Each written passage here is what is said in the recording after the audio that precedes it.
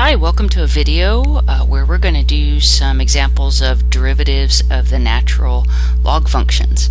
So we have the rules here for the derivatives. If you have the natural log of x and the derivative is 1 over x, and if you have a more complicated function like the natural log of x squared or 3x plus 2, then when you do the derivative of that function you'll use a chain rule. Okay, so let's start with some examples here. So our first one, we've got y equals 2 natural log of x. So if we want to do the derivative of that, so let's see dy dx. Well, first of all, the 2 in the front is just a coefficient, so that's just going to stay there. And then we just apply the straightforward rule that the derivative of the ln of x is 1 over x. Now, as far as leaving our answer, I would probably just multiply the 2 to the 1 over x, and that's just going to give me 2 over x. So there's my derivative. Okay, our next example is getting the derivative of the natural log of 8x minus 3. So our derivative of that is going to be very similar, except for we have a function on the inside here, more complicated function, so we have a composition here. So when we do our derivative, we're going to have 1 over this function, so 1 over 8x minus 3.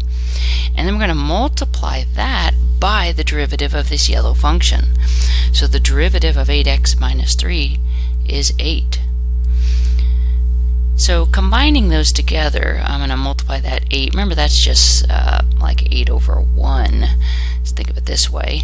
So when we multiply fractions, we just multiply straight across. So we end up with 8 over 8x minus 3. And that would be our derivative. No reducing possible.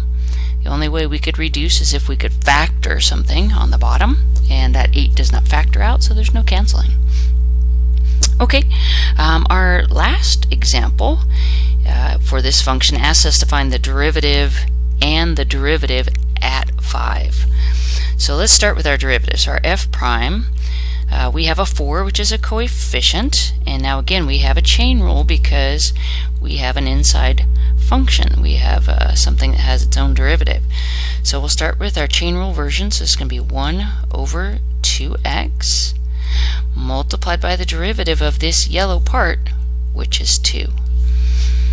Okay, now that can do a little reducing. Remember, this 2 is like 2 over 1, so we could cross cancel those 2's. So that's going to leave us with a derivative of 4 times 1 over x.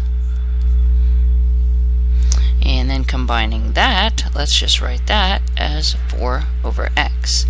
So that's our first part. That's our derivative of our function. Now they asked us for the derivative at 5. So all we have to do is plug in 5 for the x. So we're just going to end up with 4 over 5. So there's our derivative at 5. Okay, I hope this has been helpful.